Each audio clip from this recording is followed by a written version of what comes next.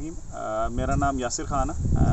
बतौर regional sales manager guard काम कर रहा पंजाब ਦੇ ਵਿੱਚ ਤੇ ਅੱਜ मैं दोस्तों ਨਾਲ थोड़ा ਜਿਹਾ मुखातब होना चाह रहा कि ਜਿਹੜੀ ਆ ਤੁਸੀਂ एक अच्छी पनीरी किस तरह काश्त कर सकते हो और ਉਹਦੇ ਵਿੱਚੋਂ ਹਾਈਬ੍ਰਿਡ ਦੀ ਸਪੈਸ਼ਲੀ ਤੌਰ ਤੇ ਹਾਈਬ੍ਰਿਡ ਦੀ ਪਨੀਰੀ ਜਿਹੜੀ ਹੈਗੀ ਆ ਔਰ ਇਹਦੇ ਤੇ ਦੂਸਰੀ ਪਨੀਰੀਜ਼ ਦੇ ਵਿੱਚ ਬੜਾ ਫਰਕ ਹੁੰਦਾ ਕਿਉਂਕਿ ਹਾਈਬ੍ਰਿਡ ਬੜਾ ਸੈਂਸਿਟਿਵ ਹੁੰਦਾ ਜਿਹਦਾ ਨਾਮ ਹੀ ਹਾਈਬ੍ਰਿਡ ਆ ਉਹ ਤੇ ਦੇਸੀ ਦੇ ਵਿੱਚ ਬੜਾ ਫਰਕ ਹੁੰਦਾ। ਲਿਹਾਜ਼ਾ ਕੁਝ ਬੜੀਆਂ ਅਹਿਮ ਚੀਜ਼ਾਂ ਨੇ ਜਿਹੜੀਆਂ ਤੁਹਾਡੇ ਦੋਸਤਾਂ ਨਾਲ ਮੈਂ ਸ਼ੇਅਰ ਕਰਨਾ ਚਾਹ ਰਿਹਾ ਕਿ ਜਿਹਦੇ ਨੂੰ ਤੁਸੀਂ ਮੱਦੇ ਨਜ਼ਰ ਰੱਖਦੇ ਹੋਏ ਆਪਣੀ ਪਨੀਰੀ ਦੀ ਬਿਹਤਰ ਉਗਾਓ ਵਾਸਤੇ ਕਰਨਾ ਤੇ ਇਹਦੇ ਵਿੱਚ ਜਿਹੜਾ ਪਨੀਰੀ ਦਾ ਤਰੀਕਾਕਾਰ ਕਾਸ਼ਤ ਦੇ ਵਾਸਤੇ ਸਭ ਤੋਂ ਪਹਿਲੇ ਚੀਜ਼ ਹੈ ਕਿ ਜਿਹੜੀ ਜਗ੍ਹਾ ਤੇ ਤੁਸੀਂ ਪਨੀਰੀ ਕਾਸ਼ਤ ਕਰਨੀ ਹੈ उस जगह के उत्ते जड़ी बूटियां का तुसी साफ कंट्रोल बेहतरीन करना ताकि उस जगह के उत्ते जड़ी बूटी का उगाओ जोड़ा वा वो ना हो पाए और उन्होंने उत्ते टाइम से कंट्रोल कर लो और जगह की सिलेक्शन करो जिथे जड़ी बूटियां ना हो। अगर कोई इस तरह का मसला हो तो तकरीबन जनवरी के उस जगह के उस हिस्से से स्प्रे करके उत्थे तैयार करके पानी ला के जड़ी बूटी निकले दोबारा उन्होंने साफ करो ताकि तुहाडी वो जगह से जड़ी बूटी ना हो।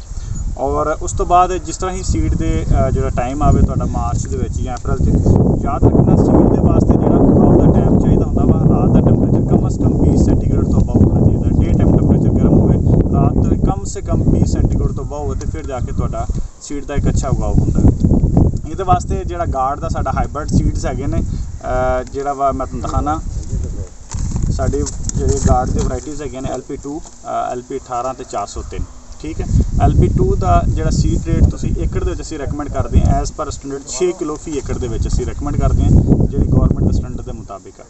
इस तो इलावा जी सीड एकड़ दे विच जिहड़ी पनीरी तैयार करने वास्ते तुहानूं जी जगह चाहिए आ वो असीं रैकमेंड करते हैं 1 तो 1.25 किलो एक मरले के सीड रैकमेंडेशन होंदी है। आम अपने कोल रवायती जी प्रैक्टिस है 2 किलो फी मरले के आपां पनीरी लाने जिहदे नाल अपना क्योंकि संघनी पनीरी चाहिए होंदी है। असीं कहने कि हाइब्रिड सेंसिटिव होंदा है इसलिए जितनी सेहत डंडी इहदी मजबूत होएगी उन्नी ट्रांसप्लांट वास्ते वो जिहड़ा वा सीड कामयाब रहेगा और पौधा जाके के मरेगा नहीं। इसलिए असी 1 तो 1.25 किलो और हद तो हद 1.5 किलो तक लोग लैके जा सकते तो ज़्यादा नहीं तुसीं सीड खाना। अच्छा ये वास्ते करना कि हुण तरीकेकार काश्त के जिहड़े बड़े मुख्तलिफ ने हुण इहदे विच 3 तरीके काश्त ने मैं तुहानूं शेयर करदा चलां। एक तरीका काश्त हैगा वा कि जिहड़ा सुक्के दे विच असीं ज़मीन नूं बीज नूं छट्टा करके आल सवाह रेत पा के करते हैं। दूसरा तरीकाकार हैगा वा जिहड़ा बीज नूं भिओं के डंब ला के जिन्हों असीं दब्बू ला के पंगूरा करा के तो फिर असीं उहनूं लाने। तीसरा तरीकाकार हैगा वा जिहदे विच असीं कहने कि बीज नूं गप छट अंगूर मरा के गप वाली ज़मीन दे विच लाना। पहला जिहड़ा तरीका अपने कोल रवायती तरीका जिहड़ा साहिवाल डिवीजन दे विच इस तो इलावा बिहाड़ी इस तो इलावा लोकल लाहौर तो अनवर्ड जिहड़ा इलाका वा इहदे विच जिहड़ा तरीकाकार काश्त हुंदा वा इहदे विच जिहड़ा वा सुक्के ते छट वाला ज़्यादा वा। हुण दोस्तां ने करना कि जो बीज नूं लाना वा आप तुसीं दिन के टाइम ज़मीन तैयार करो तकरीबन 2-3 बजे तो बाद जिहड़ी अगर ज़मीन गर्म होवे उहनूं तुसीं एक बारी हल मार के लैवल कर लो। उहदे उत्ते याद रखना जिथे पनीरी लानी है उत्थे तुसीं लेज़र लैवलर लाजमी करना है।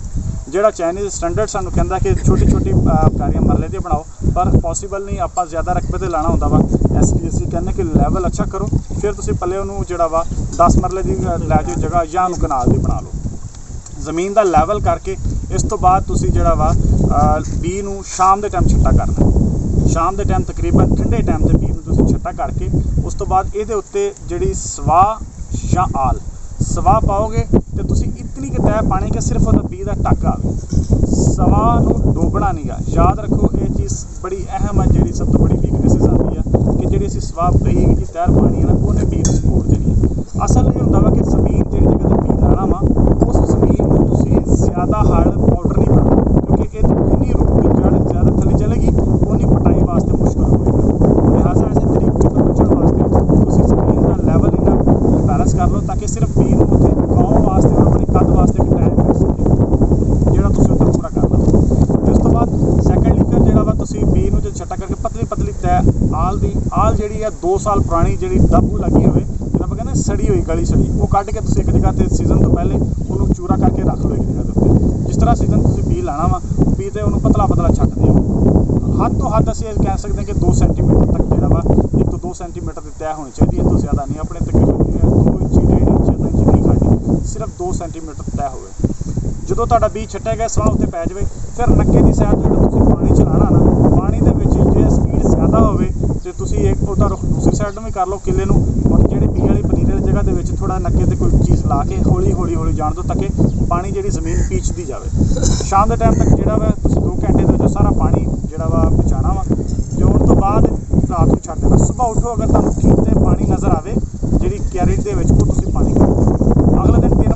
ਦੁਬਾਰਾ ਪਾਣੀ ਲਾ ਪਤਲਾ ਪਤਲਾ ਪਾਣੀ ਲਾ ਕੇ ਉਹਨੂੰ ਤੁਸੀਂ ਸਾਈਡ ਜਿਹੜੀ ਤੁਸੀਂ ਪਨੀਰੀ ਵਾਲੀ ਜਗ੍ਹਾ ਬਣਾਉਣੀ ਹੈ ਨਾ ਉਹਦੇ ਦੋਵਾਂ ਸਾਈਡਾਂ ਤੇ ਤੁਸੀਂ ਖਾਲੀਆਂ ਬਣਾਉਣੀਆਂ। ਯਾਦ ਰੱਖਣਾ ਦੋਵਾਂ ਸਾਈਡਾਂ ਤੇ ਖਾਲੀਆਂ ਦਾ ਮਕਸਦ ਇਹ ਵਾ ਕਿ ਅਗਰ ਤੁਹਾਨੂੰ ਪਾਣੀ ਦਾ ਜਿਹੜਾ ਸੇਕ ਕੱਢਣਾ ਹੋਵੇ, ਕਿਤੇ ਆਲ ਜ਼ਿਆਦਾ ਹੋ ਜਾਵੇ ਜਾਂ ਸਵਾਹ ਵਗੈਰਾ ਕਿਤੇ ਜ਼ਿਆਦਾ ਹੋ ਜਾਵੇ, ਫਿਰ ਉਹਦਾ ਦੂਸਰਾ ਹੱਲ ਇਹ ਹੁੰਦਾ ਵਾ ਕਿ ਜ਼ਿਆਦਾ ਤੋਂ ਜ਼ਿਆਦਾ ਪਾਣੀ ਲਾ ਕੇ ਉਹਦੇ ਸੇਕ ਕੱਢੋ ਬਾਹਰ। ਇੱਕ ਸਾਈਡ ਤੋਂ ਪਾਣੀ ਲਾਉਂਦੇ ਜਾਓ, ਦੂਸਰੀ ਸਾਈਡ ਤੋਂ ਪਾਣੀ ਬਾਹਰ ਕੱਢਦੇ ਜਾਓ ਜਦ ਤੱਕ ਉਹਦਾ ਬੂਰ ਮੁਕਾਲ ਕੇ ਮੁਕੰਮਲ ਨਾ ਹੋਵੇ। ਹਾਲੇ ਤੱਕ ਮੈਂ ਕੋਈ ਖਾਦ ਦਾ ਜ਼ਿਕਰ ਨਹੀਂ ਕੀਤਾ, ਹਾਲੇ ਤੱਕ ਸਿਰਫ ਸੀਡ ਨੂੰ ਤੁਹਾਨੂੰ ਦੱਸਿਆ ਵਾ ਕਿ ਉਹਦੇ ਵਾਸਤੇ ਕੀ ਕਰਨਾ ਵਾ। ਇਹ ਸੀ ਜਿਹੜਾ ਸੁੱਕੇ ਦਾ ਤਰੀਕਾ। ਹੁਣ ਆ ਜੰਨੇ ਆ ਗਿੱਲੇ ਵਾਲਾ ਤਰੀਕਾ। ਗਿੱਲੇ ਵਾਲੇ ਤਰੀਕੇ ਦੇ ਵਿੱਚ ਜਿਹੜਾ ਬੀਜ ਨੂੰ ਭਿਉਣਾ ਵਾ ਤੁਸੀਂ ਵੀ ਨੂੰ ਅਗਰ ਸਵੇਰ ਦੇ ਟਾਈਮ ਭਿਉਂਦੇ ਤਾਂ ਸ਼ਾਮ ਤੱਕ ਉਹਨੂੰ 12 ਘੰਟੇ ਬੀਜ ਨੂੰ ਭਿਉਣਾ। ਫਿਰ ਤੋਂ ਬਾਅਦ ਕੱਢ ਕੇ ਸੇਬੇ ਵਾਲੀ ਬੋਰੀ, ਜੂਟ ਦੀ ਬੋਰੀ ਉਹਨੂੰ ਕਹਿੰਦੇ ਨੇ, ਉਹਦੇ ਵਿੱਚ ਤੁਸੀਂ ਬੀਜ ਨੂੰ ਰੱਖ ਕੇ ਉਹ ਤੋਂ ਹਲਕਾ ਹਲਕਾ ਛਿੜਕਾਓ ਦਿੰਦੇ ਰਹੋ। ਅਗਲੇ 24 ਘੰਟੇ ਤੱਕ ਜਿਹੜਾ ਉਹ ਤੁਹਾਡਾ ਸੀਡ ਜਿਹੜਾ ਵਾ ਪੰਗੂਰੀ 24 ਤੋਂ 48 ਘੰਟੇ 'ਚ ਪੰਗੂਰ ਮਾਰਨਾ ਸ਼ੁਰੂ ਕਰ ਦੇਗਾ।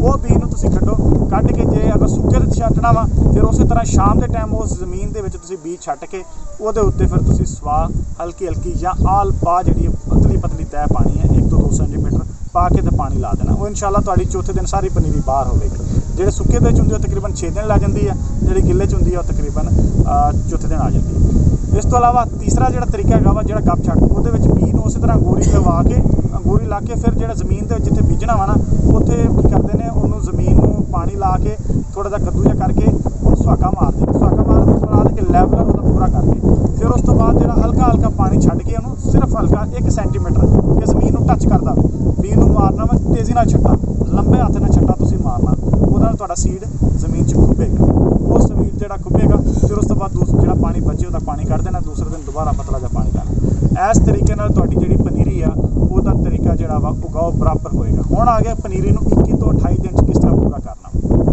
ਇਹਦੇ ਵਿੱਚ ਜਿਹੜਾ ਖਾਸ ਖਿਆਲ ਰੱਖਣਾ ਵਾ ਉਹ ਜਿਹੜਾ ਤੁਸੀਂ ਨਿਕਲ ਆਇਆ ਵਾ, ਜਿਹੜਾ ਤੁਸੀਂ ਆਲ ਦੇ ਵਿੱਚ ਸੁੱਕੇ ਦੇ ਬੀਜ ਸੱਟਿਆ ਸੀ, ਉਹਨੂੰ ਡੇਲੀ ਸ਼ਾਮ ਨੂੰ ਪਤਲਾ ਪਾਣੀ ਲਾਣਾ। ਇੱਕ ਸਾਈਡ ਤੋਂ ਪਾਣੀ ਲਾਣਾ, ਦੂਸਰੀ ਸਾਈਡ ਤੋਂ ਪਾਣੀ ਕੱਢ ਦੇਣਾ ਤਾਂ ਕਿ ਉਹਦਾ ਸੇਕ ਜਿਹੜਾ ਵਾ ਖਤਮ ਹੋ ਜਾਵੇ। ਇਸ ਤੋਂ ਬਾਅਦ ਅਗਲੇ ਦਿਨ ਦੇਖੋ ਗਰਮੀ ਦੇ ਟਾਈਮ ਪਾਣੀ ਹੈਗਾ ਤਾਂ ਫੌਰਨ ਪਾਣੀ ਨੂੰ ਬਾਹਰ ਕੱਢੋ। ਤੁਹਾਡਾ ਇਨਸ਼ਾਅੱਲਾ 6ਵੇਂ ਦਿਨ ਸਾਰੀ ਪਨੀਰੀ ਬਾਹਰ। 7ਵੇਂ ਤੋਂ 8ਵੇਂ ਦਿਨ ਪਹਿਲੀ ਜਿਹੜੀ ਯੂਰੀਆ ਤੁਸੀਂ ਜਿਹੜੀ ਲਾਣੀ ਆ ਉਹਨੂੰ ਇਹ ਜਿਹੜਾ ਵਾ 250 ਤੋਂ 300 ਗ੍ਰਾਮ ਇੱਕ ਮਰਲੇ ਦੇ ਵਿੱਚ ਬੀਜ ਜਿਹੜਾ ਛੱਟਾ ਕਰਨਾ ਵਾ ਯੂਰੀਆ ਦਾ। 250 ਤੋਂ 300 ਗ੍ਰਾਮ ਯੂਰੀਆ ਜਿਹੜੀ ਤੁਸੀਂ ਉੱਥੇ ਛੱਟਾ ਕਰ ਦੇਣੀ। ਅਗਰ ਤੁਸੀਂ ਨਾਲ ਜ਼ਿੰਕ ਪਾਣੀ ਹੈ ਤਾਂ ਜ਼ਿੰਕ ਉਹਦੇ ਵਿੱਚ ਤੁਸੀਂ ਤਕਰੀਬਨ ਜੋ ਹੈ 80 ਗ੍ਰਾਮ ਜਿਹੜੀ ਉਹ ਜ਼ਿੰਕ ਇੱਕ ਮਰਲੇ ਹਿਸਾਬ ਨਾਲ ਉਹ ਵੀ ਨਾਲ ਮਿਕਸ ਕਰਕੇ ਤੁਸੀਂ ਉਹਨੂੰ ਛੱਟਾ ਕਰ ਦੇਣੀ। ਉਸ ਤੋਂ ਬਾਅਦ 6 ਦਿਨ ਬਾਅਦ ਦੁਬਾਰਾ ਤੁਸੀਂ ਜਿਹੜੀ ਆ ਯੂਰੀਆ ਲਾਣੀ ਹੈ।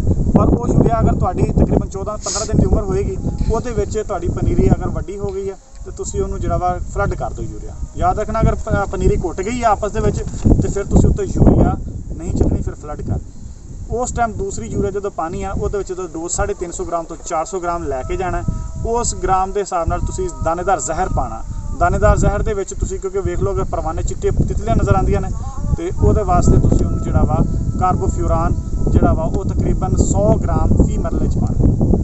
100 ਗ੍ਰਾਮ ਤੋਂ ਫੀ ਮਰਲੇ ਦੇ ਹਿਸਾਬ ਨਾਲ ਤੁਸੀਂ ਉਹਨੂੰ ਪਾ ਦੇਣਾ, ਜਾਂ ਕਾਰਟਿਪ ਮਿਲ ਜਾਵੇ, ਕਾਰਟਿਪ ਤੁਸੀਂ 100 ਗ੍ਰਾਮ ਦੇ ਹਿਸਾਬ ਨਾਲ 100 ਤੋਂ ਵੀ ਤਕਰੀਬਨ 125 ਗ੍ਰਾਮ ਫੀ ਮਰਲੇ 'ਚ ਪਾ ਦੇਣਾ। ਇਸ ਤੋਂ ਬਾਅਦ ਤੀਸਰੀ ਯੂਰੀਆ ਦੂਸਰੀ ਯੂਰੀਆ ਤੋਂ 6 ਦਿਨ ਬਾਅਦ ਮਤਲਬ 18 ਤੋਂ 20 ਦਿਨ ਉਮਰ ਹੋਣੀ ਹੈ, ਉਹਦੇ 'ਚ 400 ਗ੍ਰਾਮ ਤੋਂ 450 ਗ੍ਰਾਮ ਇੱਕ ਮਰਲੇ 'ਚ ਪਾਣਾ ਤੇ ਇਨਸ਼ਾਅੱਲਾ ਤੁਹਾਡੀ ਤਕਰੀਬਨ 22 ਤੋਂ 24 ਦਿਨ 28 ਦਿਨ 'ਚ ਪਨੀਰੀ ਤਿਆਰ ਹੋ ਜਾਏਗੀ। ਹੁਣ ਸਾਡੇ ਕੋਲ ਗਲਤੀ ਮੇਜਰਲੀ ਕੀ ਨਹੀਂ ਹੁੰਦੀ ਹੈ, ਠੀਕ ਹੈ। ਇਹ ਜਿਹੜਾ ਮੇਰਾ ਵੀਡੀਓ ਰਿਕਾਰਡ ਕਰਾਉਣ ਦਾ ਮਕਸਦ ਵੀ ਇਹ ਵਾ ਕਿ ਕਾਫੀ ਦੋਸਤ ਐਸੇ ਨੇ ਜਿਹੜੀ ਗਲਤੀ ਕਰ ਪੈਂਦੇ ਨੇ। ਬਹੁਤ ਸਾਰੀ ਪ੍ਰੈਕਟਿਸ ਚੱਲ ਰਹੀ ਹੈ, ਕੋਈ ਹਰ ਬੰਦਾ ਕੋਸ਼ਿਸ਼ ਕਰਦਾ ਕਿ ਬੜੇ ਅੱਛੇ ਤਰੀਕੇ ਨਾਲ ਲਾਉਣ ਦੀ, ਹਰ ਬੰਦਾ ਉਹਨੂੰ ਬਿਹਤਰ ਤਰੀਕੇ ਨਾਲ ਲਾਉਂਦਾ ਵੀ ਹੈ, ਠੀਕ ਹੈ।